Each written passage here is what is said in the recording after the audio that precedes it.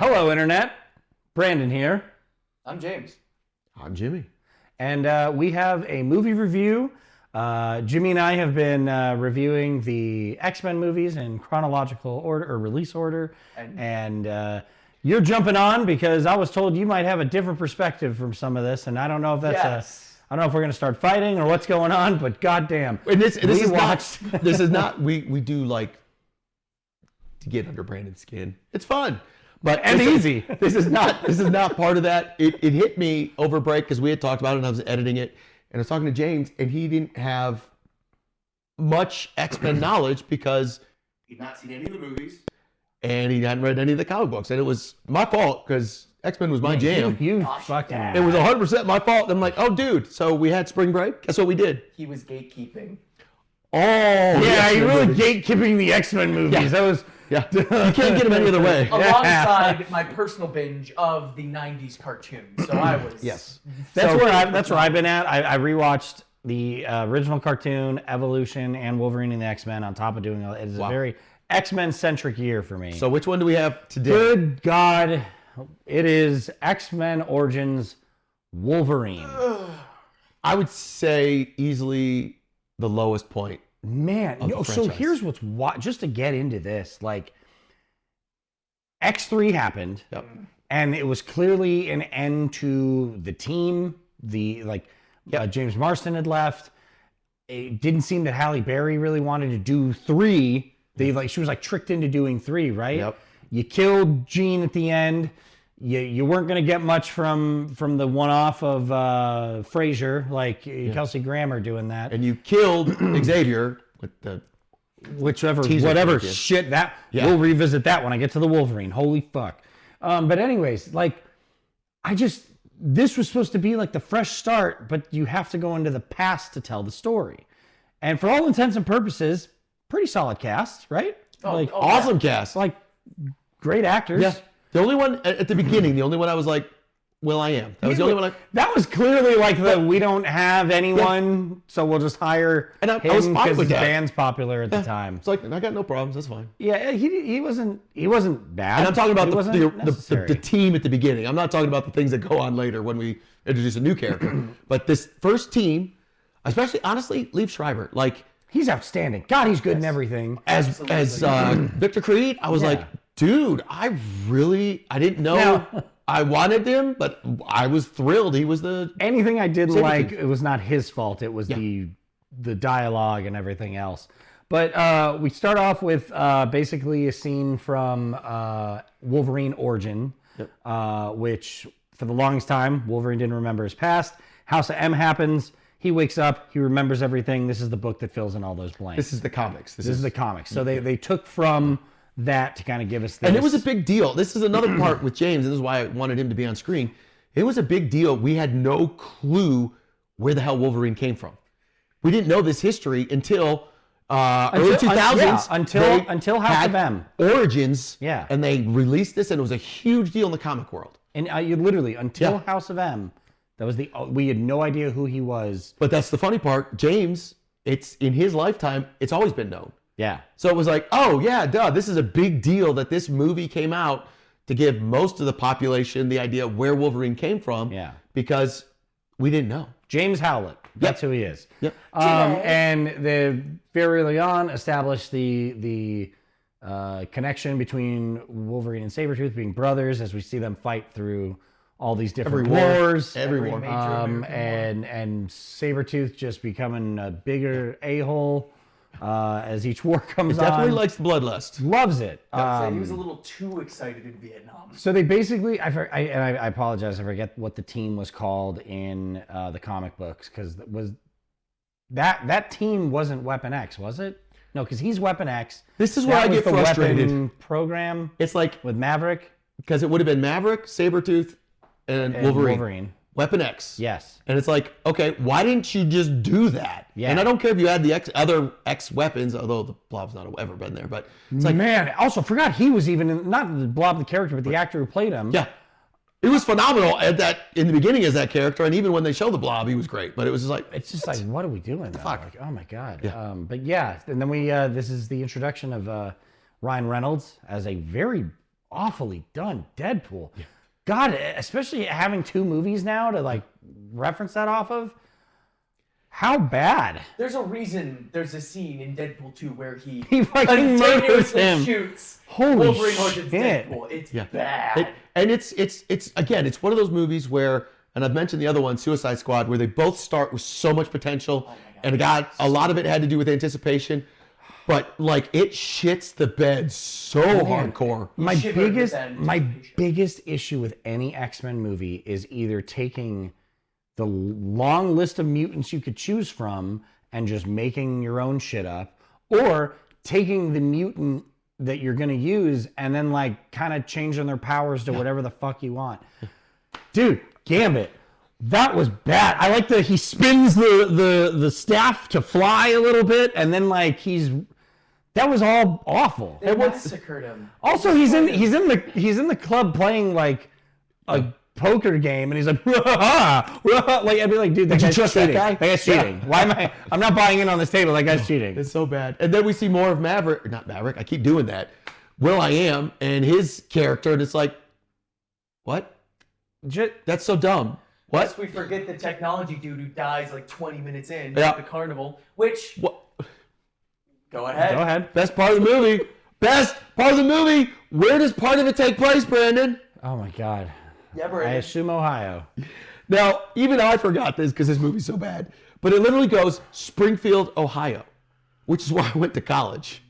You were in the movie. You were in the background. So I was like, but it's funny because it's showing the carnival there, and I'm like, I remember. I don't remember a carnival at Wittenberg. Okay, but cool. Yeah, this clearly doesn't take place in reality.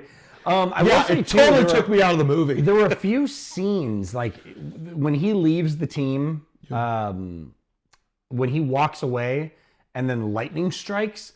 That specific shot, as soon as the lightning strike, I'm like, this looks like a set. Like, it doesn't look like a natural environment. And, man, so the liberty's taken with Gambit and his powers. This is also when, to me, the time, like, even with the retcon that is Days of Future Past, everything starts falling apart here. I looked it up just to make sure, because I was like, I don't want to say this and have somebody freak me out or yell at me in the comments or whatever. The Silver Fox's sister, she's like, my sister. You gotta save my sister. Yeah. You have to keep saving my sister. I heard you like 6 times. Like, we got it. Gonna go save your sister. Turns her skin into diamonds. She is credited as Silver Fox's sister / Emma Frost. Yep. What year does that end of this movie take place in? I thought it was the 70s because it would have had to have been after Vietnam. 3 Mile Island. Right? So when does X-Men First Class take place? Vietnam, right? Yeah, true. 60s. She is a villain in that movie, and we have not retconned anything yet. So there are 2 different Emma Frosts that immediately exist, and this is my whole problem with the X-Men franchise. Yeah. No one was sharing notes with anything they did. They were just throwing shit at the fan. All right, Internet, I'm going to make Brandon really mad. What if it's like The Flash with the time travel? It alters both ends of the spectrum. Throw me something to hit him with. Don't worry, Marvel fans. Bad. Why would I suggest something stupid? Just to make everybody angry. Well, the other sad thing about this was, in pre-production, while this was being released, was X-Men Origins Magneto. So, I was going to talk about that with First Class, but I'll just bring it up now. The best parts of First Class was every scene with Magneto. Mm-hmm. And I was like, if you were going to give us that instead of what we got with Origins and what we got with First Class, like, it sucks because Wolverine Origins was so bad that they were like, we can't do an Origins movie with Magneto. And it's like, dude, I would have killed for a Magneto-centric Michael Fassbender movie. God, that would have been great. You can tell with the timeline because they were having X-Men movies every 2 to 3 years. Mm-hmm. And then there's a gap between this piece of shit and First Class. Yeah. And I'm not saying First Class saved Dave or anything like that, but they clearly were like, oh, damn, we fucked up. Yeah, they did. It doesn't help that X3 ruined Magneto as a character. Horrible writing on who Magneto is. So literally any Magneto content later on, especially with Fassbender, would have immediately been better because they actually knew how to write the damn character. 100%. I think my favorite part of X3 Magneto is after he gets depowered and then he's like, Jean, this is what they want to do to all of us. And then when she finally starts doing the thing that he wants her to do, he's like, what have I done? It's like Or like when he the thing you wanted to happen. When he abandons Mystique after she loses her powers, it's like Magneto wouldn't have done that. Yeah. Magneto would not have done that. He would have worked to get her powers Exactly. back. But this was just, it's weird. It's so weird to me because you knew they didn't want to lose Hugh Jackman. Yep. They were losing the team. How do we keep him? How do we establish more X-Men movies? This guy's immortal, essentially. Let's just go into his past and start pulling from there. But like, you're now working backwards. And then It was so weird. It was so weirdly done. It was so. And then they screwed up all of the writing. Every single piece of writing, they just took a wrong turn. It starts great. It's probably one of the best openings you get because there's great intrigue. You're given all the characters you're supposed to expect. And then it's just I would like agree with that. they The opening's keep good. falling down the stairs. It's like a complex flight of stairs. It's like you're in an apartment building. It's a flight of stairs. They fall down the first subset. And then they're like, okay, let me collect myself. They fall down the second set. Okay, 2 times. Not gonna do that again. No. Hold on. Nope. And then you get to the reactor scene, and it's like, look, I get it was the 2000s. The visual effects aren't great, but then you ruin freaking Deadpool. How do you ruin Deadpool? Also, you know what really sucked too was the stinger at the end, where it's like my God. Deadpool's arm finds his head, and then he's like, "Shh!" And I was like, "This is fucking brutal, man!" And, like The only other bit of writing that really, really pissed me off. Hey, Bub. Did you call me Blob?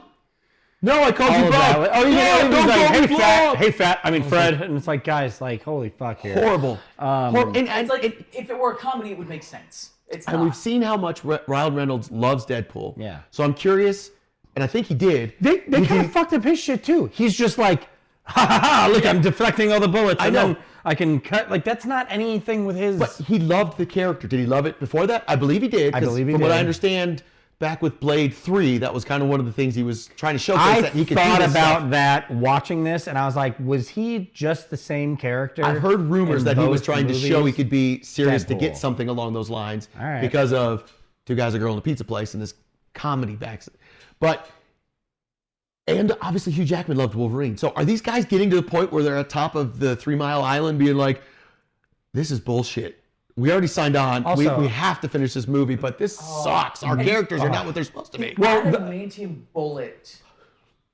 I love how it's like, how did he lose his memory? Massive head trauma. Like it's not anything mysterious. Logically- it's just he got punched in the fucking Logically, it's fine. with a bullet. If you think about it, it's fine. The bullet would pierce his skull and it would affect his memory. But the way it's written is so stupid. Well, then I'm like- Stryker just has enough aim to stop, quite literally, a feral animal with heightened instincts. How did Wolverine not just dodge it? Well, also like if this is still in the same continuity as this takes place before the X-Men movies, the end of it makes it seem like Stryker's in trouble. And it's like, by the time you're at X2, Stryker he's not. clearly like got his shit figured out. And it's like, I didn't understand what that, because that was a stinger too. It was like the mid-credit and then the end credit. And it's like, so you're wanted in connection to the death. And it's like, well, you know he gets out of it because he kidnaps like 100 more kids in 30 years. Like, Well, and then we show in the next movie the young version, and he's doing the recruiting. So there's like, were you punished at any point yeah, like what, for are you what happened talking at the about? Stinger? Like, But I will say one of the bright points is the actor who played Stryker.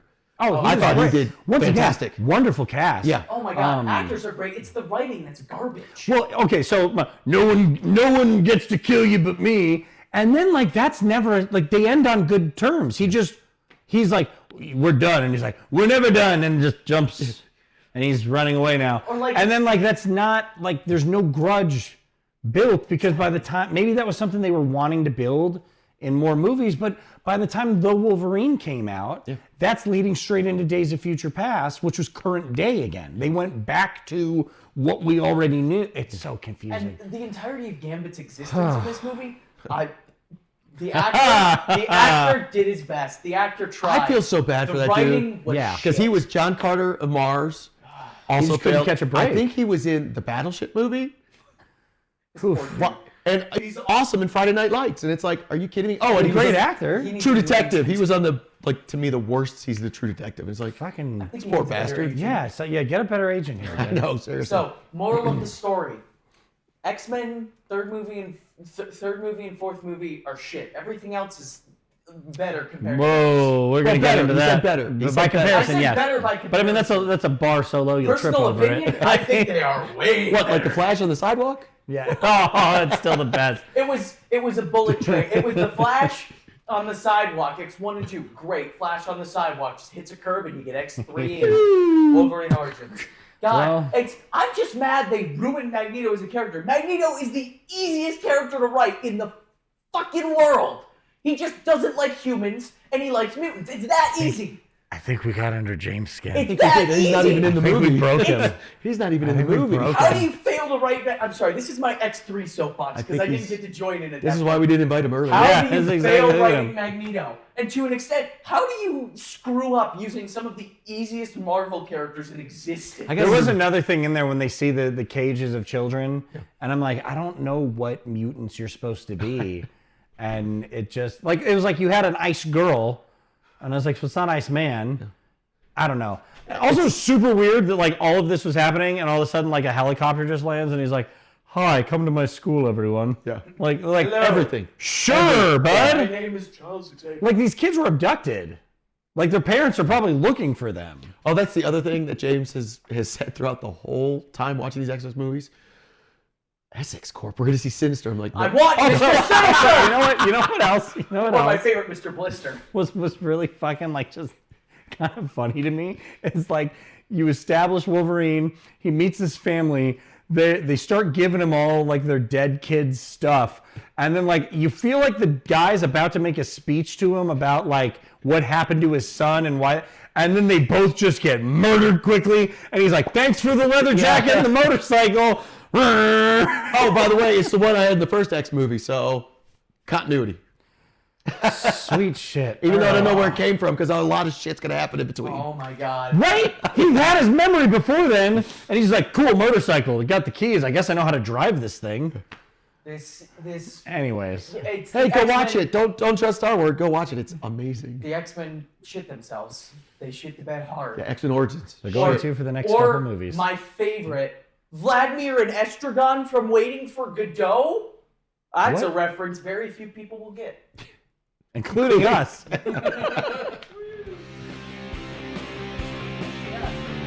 Kyle.